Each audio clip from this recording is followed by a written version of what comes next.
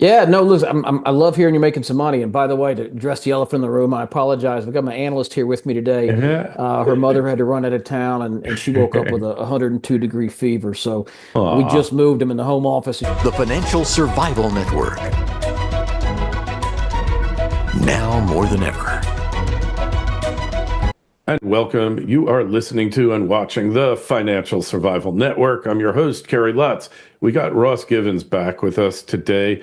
Ross, your service, I heard about it, had you on the show. I immediately signed up, and that was on my first trade was May 29th. Since that point, I am up 23%, down a little bit today. We're on October 21st. It's Monday. Doesn't look like it's a crash day, but the market's down a little bit, which to be expected. It's been up Sure. so strongly.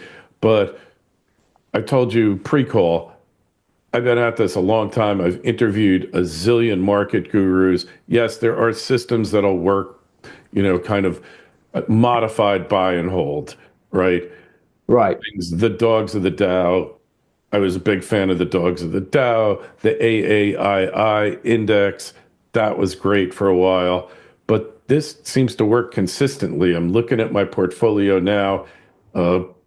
Stock, I've mentioned it on the show before, Dominion Energy, utility in Northern Virginia.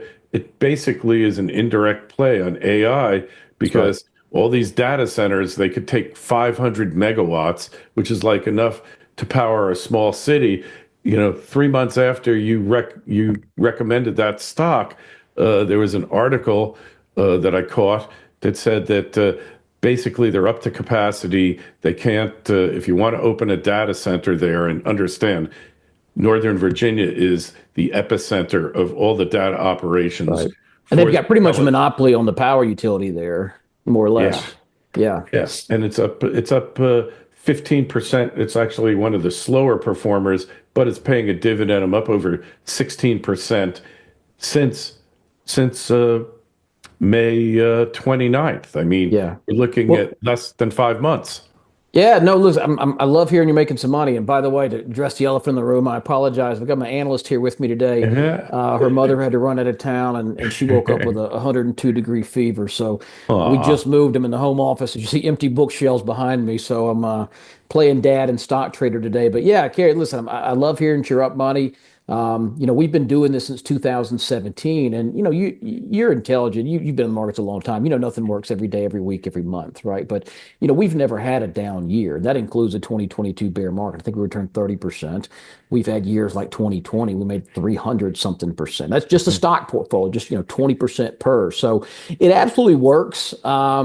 The limitations we talked about before the call, and I think the reason, because the question I get is, well, why aren't all the hedge funds doing this? Why aren't the big guys doing this? It's because there's capacity limitations. A lot of these stocks we're recommending are small cap stocks. And for people who don't know, what we're doing is simply tracking insider trading activity to look for what I believe are opportunistic buying. So, for example, we had a little biotech company in the middle of stage 2 drug trials trading at like 40 cents a share. Ticker symbol was CATX, it's Perspective Therapeutics. And then suddenly in December, we had like the CEO, the CFO, half the board of directors, VPs, the chief medical officer, all suddenly buying this stock up hand over fist for the first time in years. And so it's like, maybe they know something. And oftentimes they do. In that case, drug trials are going great. The stock up 300 something percent the next few months. Amelix, which we bought right at 30 days ago, is up 56%. We have some that just don't go anywhere. Sometimes they were all buying. It was kind of coincidental.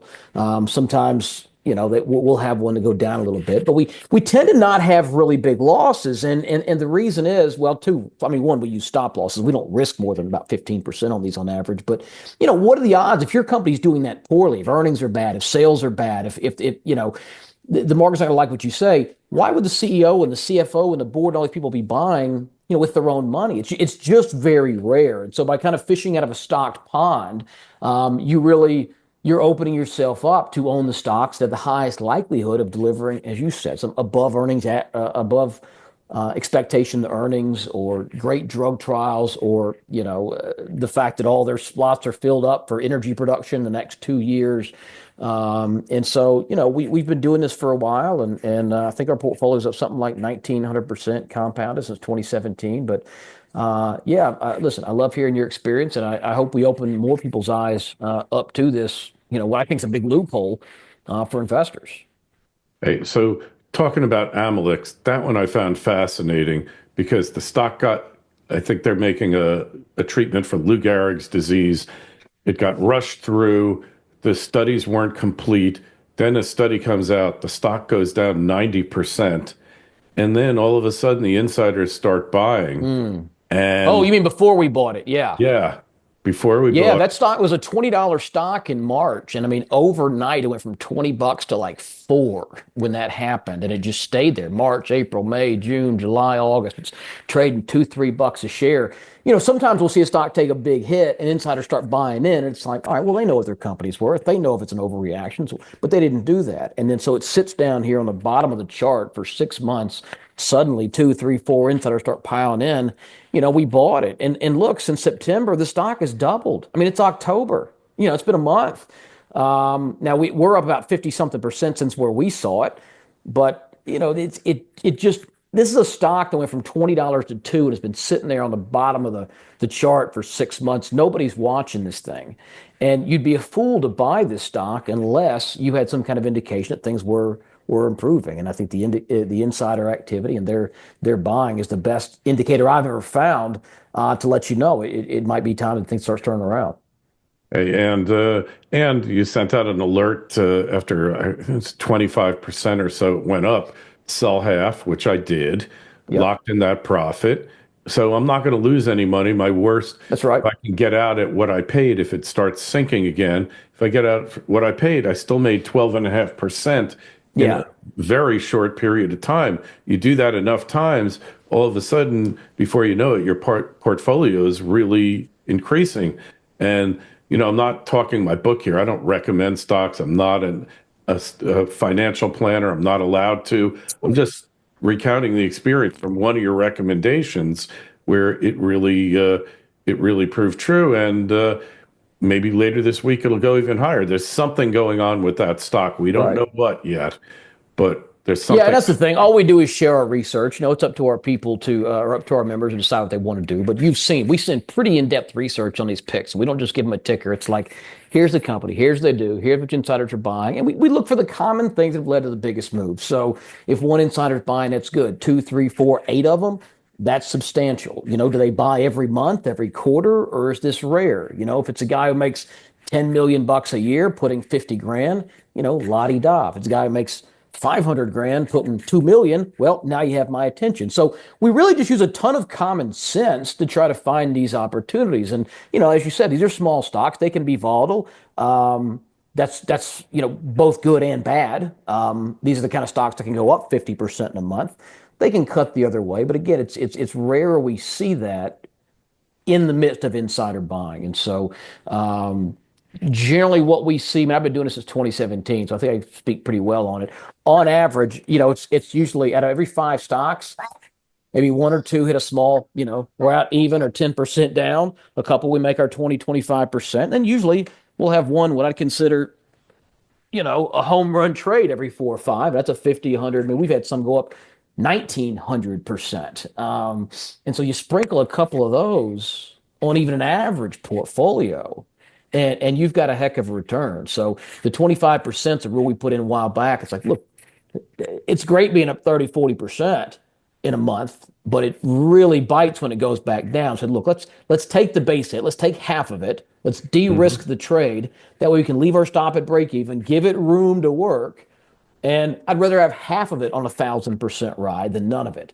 So it's like, look, put some dollars in your pocket, give it some room to, let's see if they're onto something huge, or it's just going to be, a single or a double. I mean, we had stocks like LifeMD, LFMD, we bought, I think, in 2023. Well, it turns out they're like an online pharmacy for the weight loss drugs, for the Ozempic and the Wegovy, and Oh, wow. no one had any idea how big those were when the insiders started buying. But they're on the inside, right? They're getting sales reports every week, and they're like, our sales are doubling and tripling each quarter. Like, wait till they see this earnings report. So, we get in early, we went up 300% in the 12 months we owned it. So, again, they're not all going to do that, but when you can risk 15%, get some big moves like this, and even 1 out of 10 that does a double, a triple, a quadruple, you really got to do a lot of things wrong not to make money. Yeah, one thing you mentioned in the describing what you do is that these insiders got to hold for 6 months. So that means this isn't just going to be a minor jump. They believe that it has some staying power. Well, that's right. Yeah, what you're referring to is known as the short swing rule. So one of the things the SEC did, and it's back in the 10b5-1 rule, is say, look, all right, guys, we're going to let you trade. We know they basically said, we know you're going to buy on some inside information. You're too clever. We're not going to get around it, but you're not going to pump and dump. You're not going to buy on Tuesday, report a big number Wednesday, sell Thursday. Said if you buy, you're holding for 6 months. If you sell a day before that, we're taking the profits. So what that does, as you properly pointed out, is it gets you those stocks that likely have staying power, the ones that are likely to go up and stay up. So that's why our average holding time is probably 3 to 4 months on these. A couple we've held for a couple of years. But yeah, it's not. It's not day trading. So it's for sure. Actually, you have a better chance of making money than the insiders because that thing could go up and then go down. Yeah. And we get out closer to the top than the insiders can. Yeah, it's happened many times. Sure. So that's like a cool thing. So there's kind of two reasons they buy. I'm sorry, I didn't mean to cut you off, Kerry. Sure. I'm just going to say there's two main scenarios we see. One is a big drop, stock got too cheap, insiders are buying. So the one we talked about is a great example of that. Those can be difficult because you got to try to read between the lines. Go, all right, these guys, are they just adding shares on? They're going to hold for 20 years? Right? Is that because our time frame's different than theirs? The other situation is, look, this stock is near 52-week highs. It's already up 50% this month. Why are they buying now? And that's usually because the stock is doing, or the company's doing much better than the market realizes. And so it's generally either a turnaround or trying to get a bottom or a pre-breakout where news is yet to come out. But both pay the same way. Both money spends the same, Kerry. And then you got these perfect inside traders who always make money on every stock they're an insider in. And those are just like, they're just give-me's. Yeah, and look, it's not guaranteed, but we do focus very heavily on their track record. I like to see I love to see somebody who's been at that company 5 years, never bought, now they're suddenly buying 2 or 3 times. That's good.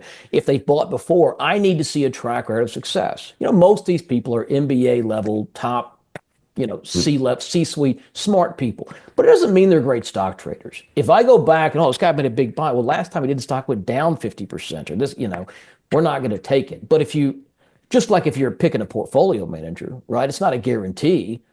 But if you're going to pick, somebody with a 20-year track record of market-beating returns, or you got a 20-year losing returns, where are you going to do better with? So we do focus on the insiders, you're right, that have perfect track records. And look, every time he bought, it was near the low or right before a big move. And so if they have a history of beating the market, it's just going to improve your odds. It's just a bunch of little things we're stacking up. And at the end of the day, you really put the odds in your favor. Well, one thing I haven't tried yet is doing the options on them because I figured, let me see the stocks first, how that goes. The options, when I see your sell half, they've often gone up 100, 150%. Oh, is there anything, any advice you can give newbie options traders to not get caught in like the whipsaw of the action, the volatility in these options? Well, the first thing I tell people when it comes to the options we recommend is don't use a stop loss. You really can't use a stop loss, especially on these smaller stocks. They're a little bit spready, maybe $1 by $1.50. It's not like an Apple call. And so it's like, look, if you were going to put 10 grand in the stock and risk 10%, so you're risking $1,000, well, buy $1,000 with a call option. Don't put 10 grand into call option. I'm going to use a 25% stop. You're going to get tagged out. Just the spreads are wide enough they're going to tag you. So I tend to bring it way down, but our average option, we look 3 to 6 months out, usually that 30-40 delta range. And if that stock goes up 20% the first month or two, that option almost always is at least a double. So usually we double those, sell half, you've got all your money back. Whatever you sell, the rest of them on's a freebie. And so, if I'm targeting options that are 4, 5, 6 months out, and you got all your money back in month two, well, now you've got all the upside essentially for free. And then once it gets in the money, you don't have that time decay risk. So we try to sell them, they're 30 days out or less. But yeah, I mean, the biggest advice for options, I know it's not sexy to say, is just, you can't use a stop loss on most of these. Just put the Right. money in you're willing to risk. Just know it's going to go to zero or down 80%, or you're going to double, triple your money. Yeah, I'm gonna dabble in it a little bit. I think, just getting the brokers, or some of them are so annoying about approving your account for options tradings nowadays, because Oh, I really? guess they've been sued so many times. They just don't want to take the risk All anymore. the Robin Hood kids are ruining it for the rest of us, huh? Yeah. So when you're like, it's tempting though when you see an option and it goes up 100% to not just bail on the position and take the 100% profit though, isn't it? Yeah. Yeah, and look, there's Hard. nothing wrong with that. We got people that do that. I mean, there's really Aw. there's no perfect answer to that. I mean, there's no way to say here's how you buy the low and sell the high and everything in between. All we can do is Aw. to the doctor. Okay, we got to All figure right, this we'll morning. we'll wrap up because your daughter there is getting a Sorry little about that, antsy. Kerry. Hey, that's okay. Just tell us again where we find you. I'll have a link in the show notes. Yeah, the This link below. interview. We do a training session usually once a month or so. So you should have a link to that. I think the last one is up on demand. You can actually watch it. But yeah, go to tradersagency.com or click that link below. It'll take you right to our training. And I walk you through it, like an hour-long presentation. We show you what we look for, what to look out for, how the strategy works. And, I think people's eyes generally get open really quickly. All right. Well, I love it. Keep doing it. And, it seems like also just one final point. There's no shortage of these companies. They're constantly popping up on your screen. Yeah, look, there's 7,000 publicly traded companies. I mean, we're not recommending Google and Amazon and Microsoft. There's no edge there. You got 5 million people competing with that, but when it's Amelix Pharmaceuticals or Cantaloupe or Atmos Filtration, Lamb Weston, these are off the radar stocks. And these are ones Totally. where there's a much bigger opportunity out there for the average investor. All right. Hey, well, appreciate you coming back on. I'm glad I could share my success with you and thank you Love hearing personally.